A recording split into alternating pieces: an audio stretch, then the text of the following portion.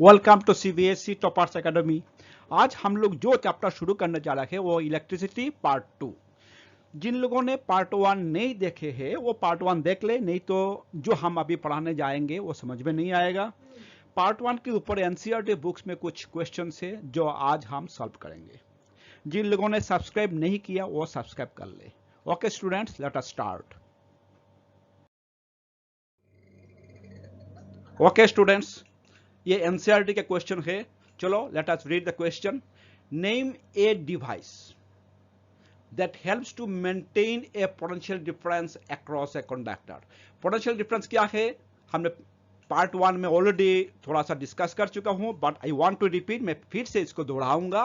क्या है, देखो, इलेक्ट्रॉन्स कब मूव करता है? when there is a difference of electric pressure, we electric pressure call the potential difference along the conductor।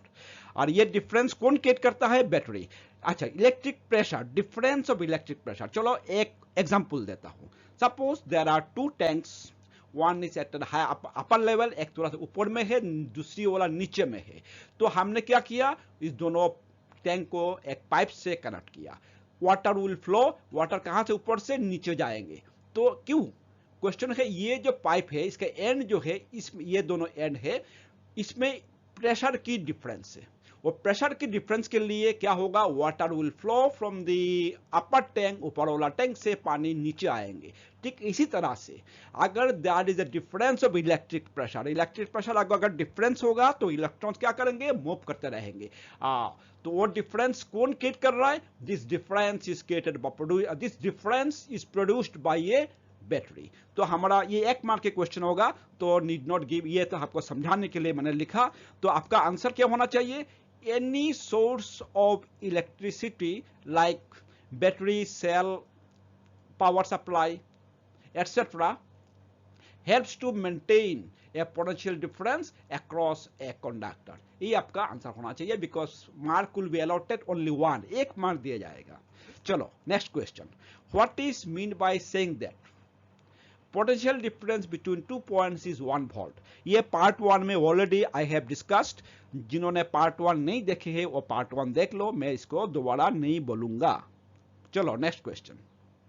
How much energy is consumed, how much energy is consumed to each column of charge? Each column means one column of charge passing through a 6 volt battery। तो information क्या क्या है देखो, लिखो एक में।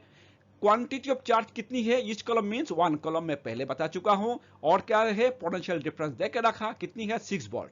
अभी main जो हिच है इस क्वेश्चन की यही है कि energy, how much energy is given. आप बताएंगे कि सब एनर्जी तो आपने बताया नहीं, आपको क्लास 9 में ऑलरेडी पढ़ चुके हैं। क्या है पावर का डेफिनेशन? क्या दिया आपने? Power is equal to rate of doing work. Rate means divide by T, that is W by T, rate of doing work. और भी एक लिखा था, क्या है?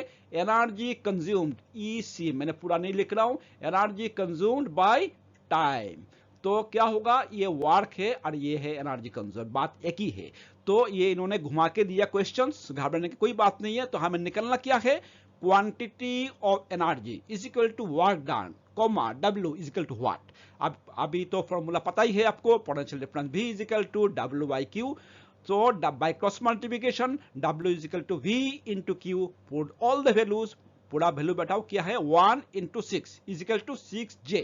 जे क्यों लिखा? This the unit of work done is J, तो मैंने 6J लिखा। लेकिन यहां पे खत्म नहीं करना है, आपको लास्ट में ये लिखना है, दस the required energy is 6J, बस। चलो नेक्स्ट।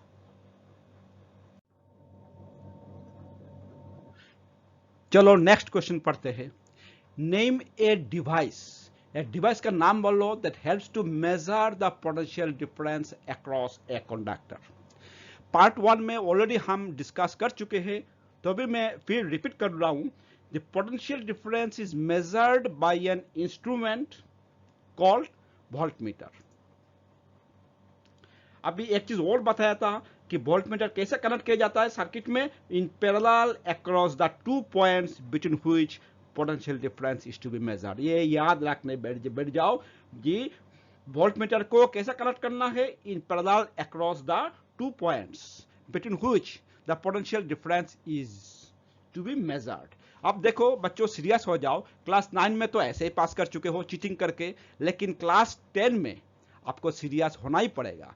देखो, जो कोविड है वो जितना तहलका मचा चुके हैं, वो दोबारा और ज्यादा कुछ नहीं होगा। अब एग्जाम जो है वो तहलका मचाएगा। अब अभी से पढ़ना शुरू नहीं करेंगे तो आप लोग को मुश्किल में आ जाओगे, तब रोने के अलावा और कुछ नहीं रहेगा। चलो, अभी जो इलेक्ट्रिसिटी चैप्टर है तो ये है करंट, इलेक्ट्रिक करंट। अब मैं शुरू कर रहा हूं पूरा चैप्टर के main topics, electric current. How do you express electric current? Electric current को कैसे एक्सप्रेस किया जा सकता है? देखो, इलेक्ट्रिक करंट जो है वो क्या है? Is the amount of charge flowing through a particular area in unit time. In unit time ना divide by T, amount of charge. Charge किसको बोलते हैं? ऑलरेडी आई हैव डिस्कस्ड क्या है इन पार्ट 1 में, कि जब इलेक्ट्रॉन्स गेन और लूज करता है तो एक मैटर चार्ज होता है, और इलेक्ट्रिसिटी क्या है?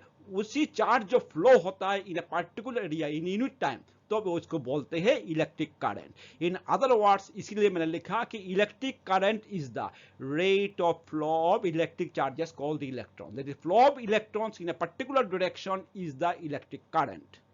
मैथमेटिकली हम कैसे एक्सप्रेस करेंगे? देखो, suppose net charge Q flows across any cross section of a conductor in time t, या t सेकंड में लेके आ जाना। जो चार्ज जो है वो फ्लो कर रहा है any cross section of a conductor in time t, then the current I through the cross section is, I को कैसे डिफाइन करेंगे? I is equal to Q by T, क्योंकि यहाँ पे क्या लिखा? Rate of flow of electric charges. Rate of, जब rate लिखेंगे तो फ्लो ऑफ इलेक्ट्रिक चार्ज को क्या करना पड़ेगा? You have to divided by T, so I is equal to Q by T. यहां से आप स्टॉप नहीं हो जाना, इसका मतलब है if you cross multiply apply तो क्या होगा? Charge is equal to I T, clear? और Q is equal to, that means Q is equal to I T. Okay, the SI unit of current क्या है? वो है ampere. SI unit of current is ampere. इसको कैसे denote किया जाता है? कैपिटल लेटर A से, named after the French scientist Henri Marie Ampere. चलो next topics. Okay students, let us define ampere. पहले भी बता चुका हूं, it is the SI unit of current. We have current की है क्या है? Rate of flow of charge, that is Q by T. So if we put Q is equal to 1 coulomb of charge, time है 1 second, then देखो क्या होता है? ये जो I है it will be become 1 ampere. We shall define it as 1 ampere. तो क्या हो गया? Q का वैल्यू हमने कितनी पुट किया? 1 कॉलम पुट किया। T का वैल्यू कितनी पुट किया था? 1 सेकेंड पुट किया था।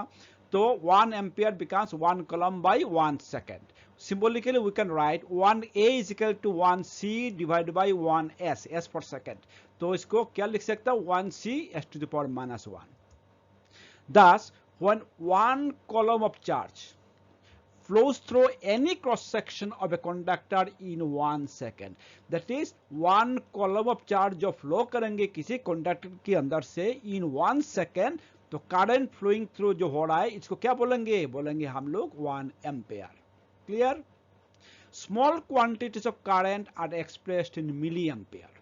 मिली एम्पेयर कैसे निकालेंगे हम लोग? 1 milliampere is equal to, जो 1 एम्पेयर को डिवाइड करेंगे 1000 से, तो it will be 1 by 1000 ampere, और 1 1 milliampere is equal to 1 by 10 to the power 3 को जब ऊपर लेके आएंगे तो sign of the power will be changed, it will become 10 to the power minus 3 ampere. Clear? Very small quantities of current, जो इससे भी कम क्वांटिटीज ऑफ करंट अगर होता है तो हम एक्सप्रेस करेंगे माइक्रो एम्पेयर से, that is mu A. Mu A is equal to 10 to the power minus 6A। कैसा निकाला गया? 1 मिली एम्पेयर को डिवाइड करेंगे 1000 से, 1000 means another 10 to the power 3 से जब डिवाइड करेंगे, जब ऊपर लेके आएंगे 10 to the power minus 3, 10 to the power minus 3, that is minus 3 it will become 10 to the power minus 6. So 1 mu A is equal to 10 to the power minus 6 ampere. Clear? Okay students, अब हम ammeter के बारे में थोड़ी सी जानकारी लेंगे।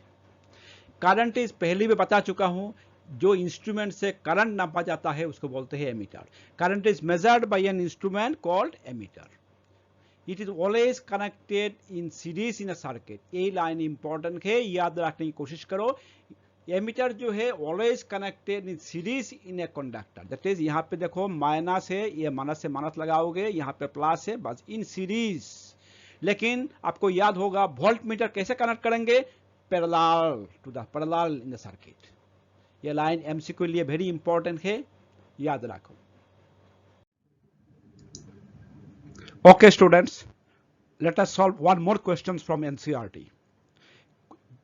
Let us read the question. देखो क्या है क्वेश्चन में, a current of 0.5 ampere, that is I का वैल्यू देके रखा, is drawn by a filament of an electric bulb for 10 minutes, that is time is 10 minutes. We have to convert it in second में लेके आना है. Find the amount of electric charge that flows through the circuit. That means हमें क्या निकालना है, amount of electric charge, that is हमें निकालना है Q. Let us write the information. चलो हम लिखते हैं इसको, क्या क्या है, given I is equal to 0.5 ampere, time is equal to, that is t is equal to 10 minutes, we shall convert it into second. तो 10 minutes is equal to 600 second. हमें निकालना क्या है, electric charge. So we shall write Q is equal to question mark. हमें क्या पता है कि I is equal to Q by T, rate of flow of charges. हमें निकालना क्या है, Q. So cross multiply Q is equal to I into T. आप कुछ करना नहीं है, इसका पहले भी कर चुके हैं. Put the values of I and T. I कितनी है 0.5 एम्पियर, टाइम कितनी है 600 सेकेंड, तो कितना हो गया 300. And charge unit of charge is coulomb, so I have written 300 C.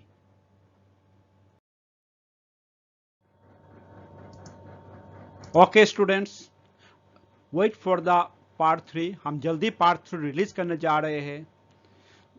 कोई भी डाउट हो अप टू पार्ट 2 हमें कमेंट बॉक्स में लिखिए, हम जरूर इसका समाधान निकालेंगे. Okay students, thanks for watching.